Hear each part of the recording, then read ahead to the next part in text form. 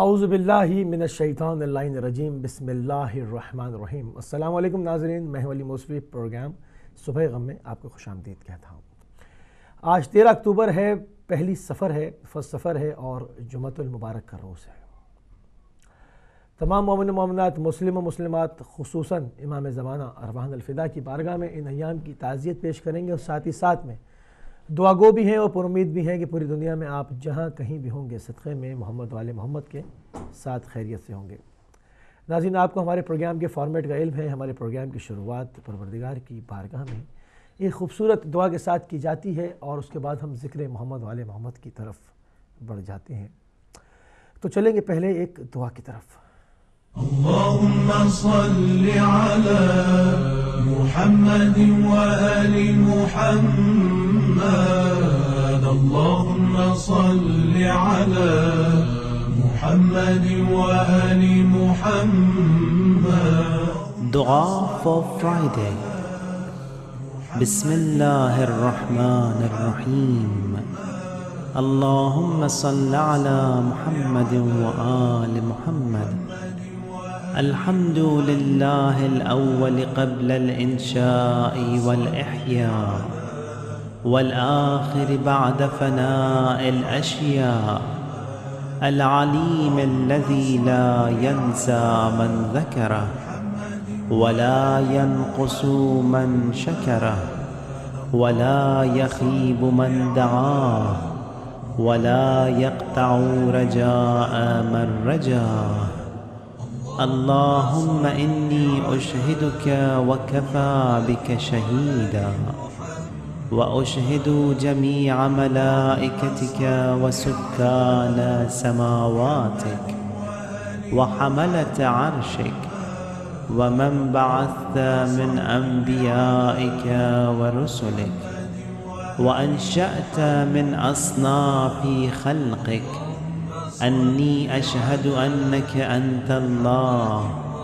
لا إله إلا أنت وحدك لا شريك لك ولا عديل ولا خلف لقولك ولا تبديل، وأن محمدا صلى الله عليه وآله عبدك ورسولك، أدى ما حملته إلى العباد وجاهد في الله عز وجل حق الجهاد، وأنه بشر بما هو حق من الثواب وأنذر بما هو صدق من العقاب. اللهم ثبتني على دينك ما أحييتني، ولا تزغ قلبي بعد إذ هديتني، وهب لي من لدنك رحمة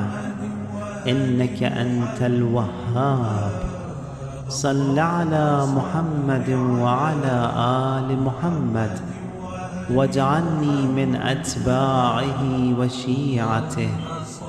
واحشرني في زمرته،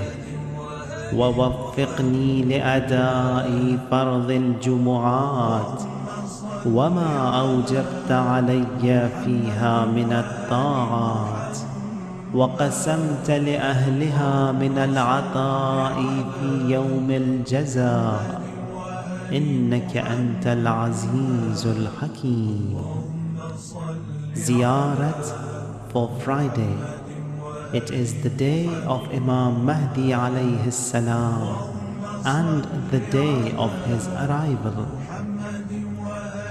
Assalamu alayka ya hujjat Allahi fi ardih.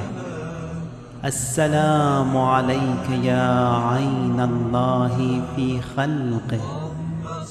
Assalamu alayka ya nur Allah الذي يهتدي به المهتدون ويفرج به عن المؤمنين. السلام عليك أيها المهذب الخائف. السلام عليك أيها الولي الناصح. السلام عليك يا سفينة النجاة.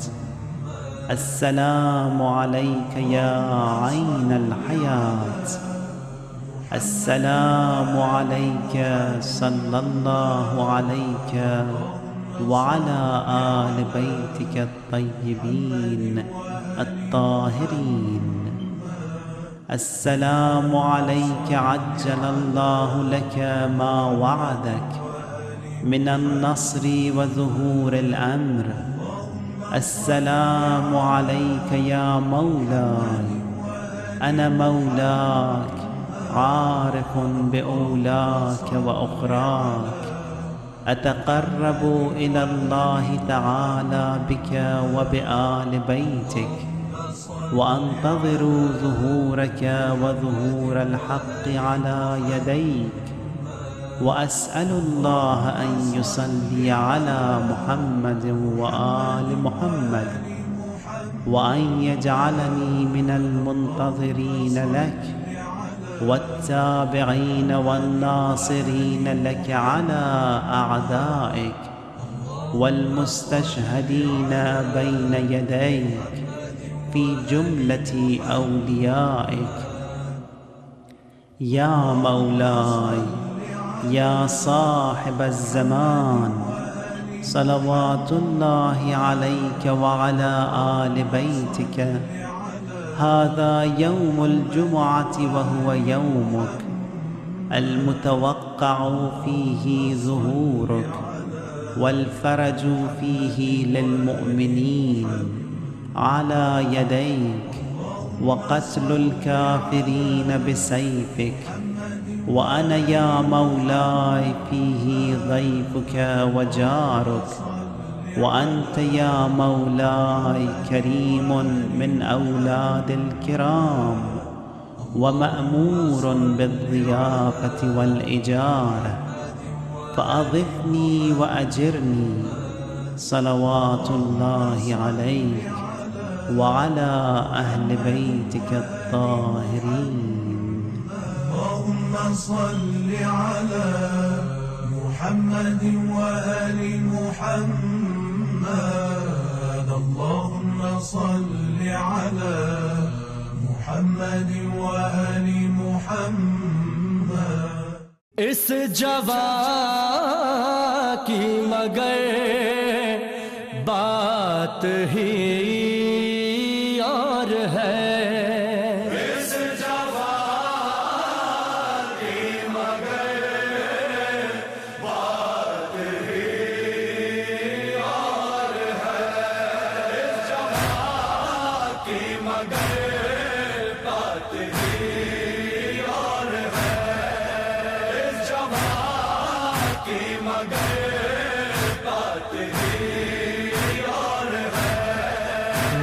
ہر دو جہاں شہ لشکر میں ہے، سارے شیر جہاں شہ لشکر میں ہے، کتنے اب روکما شہ لشکر میں ہے، کیسے کیسے جوان شہ لشکر میں ہے، اس جوان کی مگر بات ہی اور ہے، اس جوان کی مگر بات ہی اور ہے، کس نے شہر سے بلاؤں کو ٹالا نہیں، خود کو دشمن کی فوجوں میں ڈالا نہیں، کون ہے جو کہ گھر کا اجالا نہیں، کون ہے جس کو زینب نے پالا نہیں، اس جوان کی مگر بات ہی اور ہے، اس جوان کی مگر بات ہی اور ہے، کون ہے جان کو جس نے وارا نہیں، کون ہے آنکھوں کا تارا نہیں، کون ہے جو شہے دی کو پیارا نہیں، کس نے گھوڑے سے گر کر پکارا نہیں، جوان کی مگر بات ہی اور ہے، اس جوان کی مگر بات ہی اور ہے، کھا کے تیغیں گرے رن میں کیا کیا ہنسی، لاش پہ جن کی تنہا گئے شاہدی، کانپ اٹھا فلک اور لیزی زمین، بیبیاں پھر بھی خیر میں سے نکلی نہیں، جوان کی مگر بات ہی اور ہے، اس جوان کی مگر بات ہی اور ہے، کس نے زخم سے نہ دل پہ کھایا نہیں، کس نے سینے کو چھلنی بنایا نہیں، کس کے لاشے کو شے نے اٹھایا نہیں، ہاتھ لیکن بہن نے بٹایا نہیں، اس جوان کی مگر بات ہی اور ہے، اس جوان کی مگر بات ہی اور ہے، رن میں ہر ایک ایسا تھا شیریں زبان، جس کے لہجے پہ داؤد بھی دے دے جان، ان میں جس کو بھی کہتے شہ انس و جان، صبح عاشور وہ بڑھ کے دیتا عذاب، اس جوان کی مگر بات ہی اور ہے، اس جوان کی مگر بات ہی اور ہے، اس جوان کی مگر بات ہی اور ہے۔ ساری احادیث سے لگا سکتے ہیں، لیکن خاص طور پر جمعے کے دن بہت زیادہ فضیلت ہے درود پاک پڑھنے کی، اور اسی پر رسول پاک صلی اللہ علیہ وآلہ وسلم فرماتے ہیں کہ جمعہ کے دن اور شب جمعہ میں مجھ پر درود کثرت سے بھیجا کرو،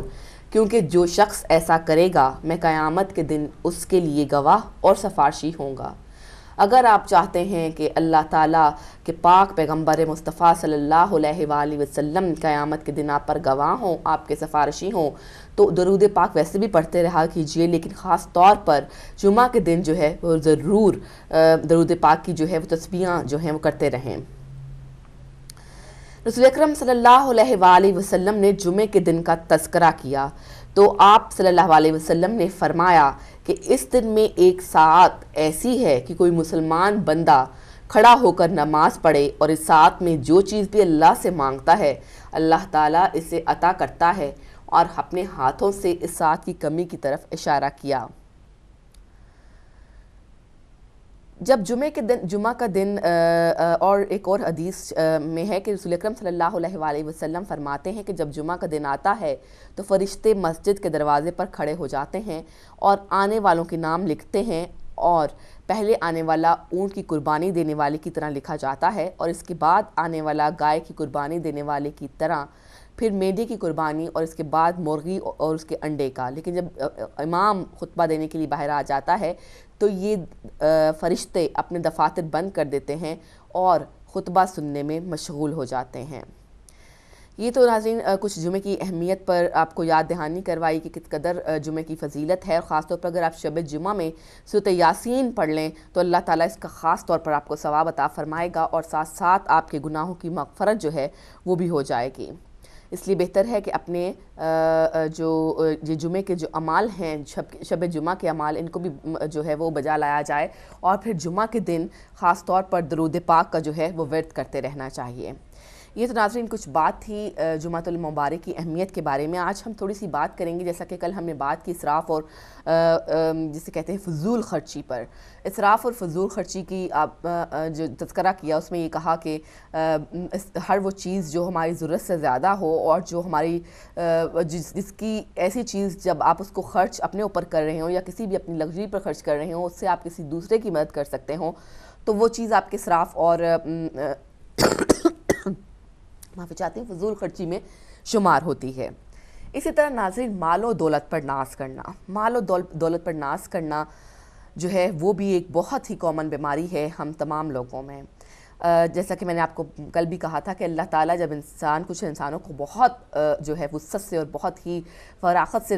جو ہے وہ نوازتا ہے اور بہت زیادہ رزق عطا کرتا ہے، اللہ کے حکم کے بغیر کسی کو بھی، چاہے وہ کتنی ہی محنت کیوں نہ کر لے، اس کے حکم کے بغیر اس کی رزق میں اضافہ نہیں ہو سکتا۔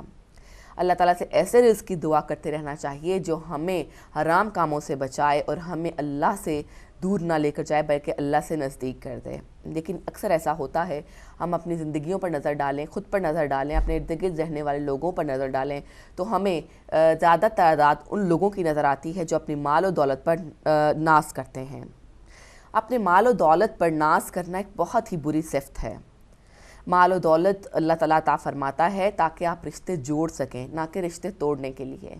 وہ اس طرح سے کہ جب اللہ تعالیٰ آپ کو مال و دولت عطا فرماتا ہے اور آپ کے ساتھ آپ کے وہ رشتہ دار، وہ دوست احباب جن کو اللہ تعالیٰ نے آپ کی نسبت کم نوازا ہے، تو اللہ تعالیٰ آپ کے اوپر ایک فرض عائد کر دیتا ہے کہ اپنے وہ تم لوگوں کے لوگ، اپنے وہ رشتہ دار، اپنے وہ بہن بھائی جن کو کم نوازا گیا ہے، ان کو اس میں سے حصہ دیا جائے۔ اس طرح رشتے جڑتے ہیں، ٹوٹتے نہیں ہیں۔ لیکن انفارچونیٹلی ہمارے آج کے معاشرے میں، آج کے زمانے میں ہمارے نزدیک مال و دولت صرف ایک ایسی خوبی رہ گئی ہے جس پر ہم ناز کر سکیں، جس کو ہم دکھاوے کے طور پر استعمال کر سکیں۔ اس بیماری میں ماضی میں بہت سے افراد گرفتار ہوئے اور اس دور میں بھی ان کی کوئی کمی نہیں ہے۔ حالانکہ اگر انسان معمولی غور و فکر سے کام لے تو اس پر واضح ہو جائے گا کہ جب وہ پیدا ہوا تھا تو تب بھی خالی ہاتھ تھا، اور جب اس دنیا سے رخصت ہو جائے گا تو تب بھی اس کے ہاتھ میں کچھ نہیں ہوگا۔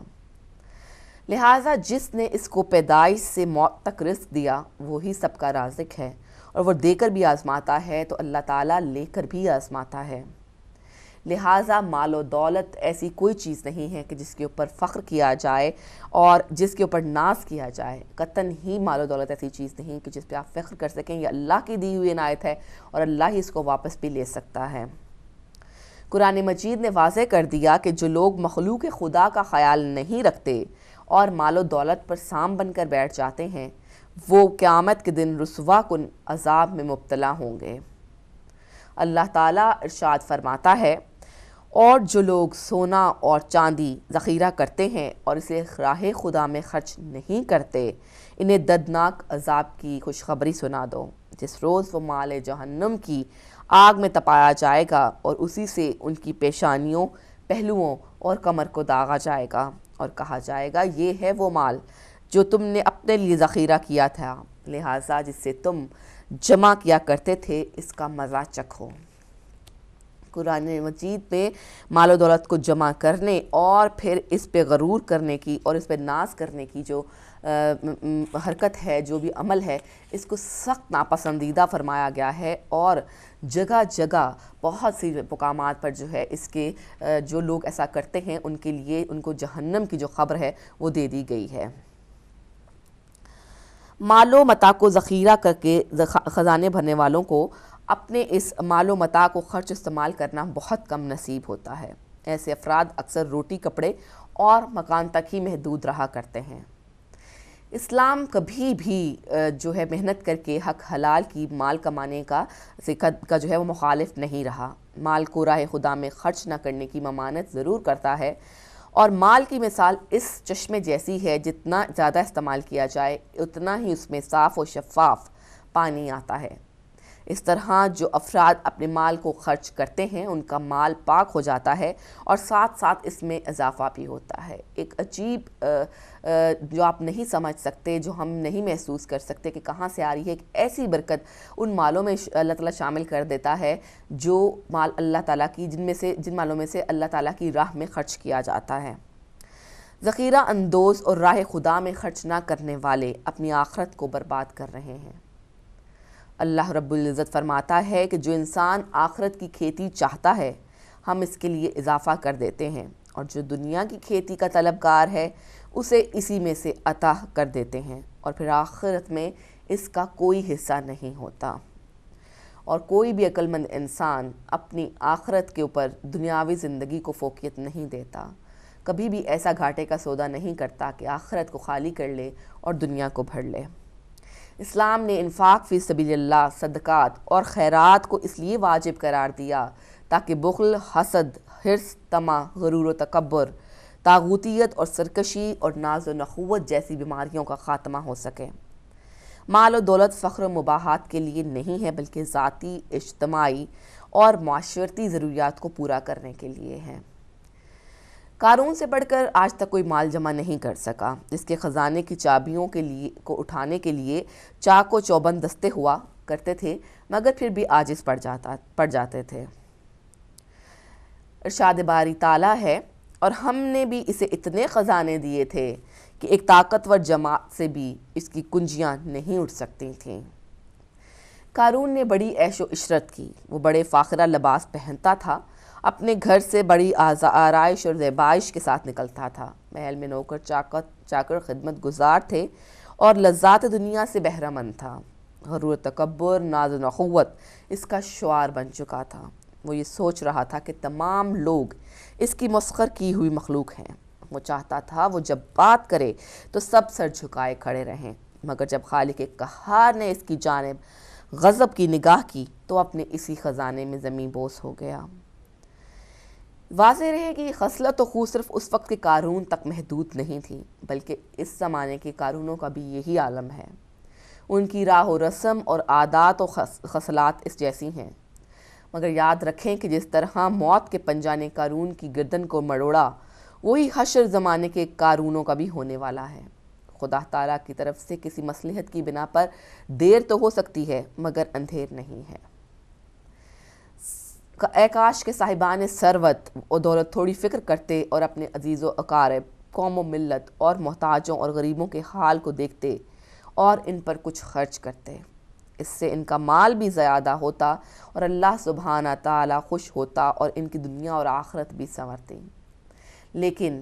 افسوس اس بات کا ہے کہ جب اللہ تعالیٰ بے شمار، سب سے پہلی بات تو یہ ہے کہ یہ آج کے جو قارون ہیں ان کا مال جو ہے وہ چھینا گیا ہے، ان لوگوں سے چھینا گیا ہے جن کا وہ حق تھا، اور ان لوگوں کی، غریبوں کی جو چھینی ہوئی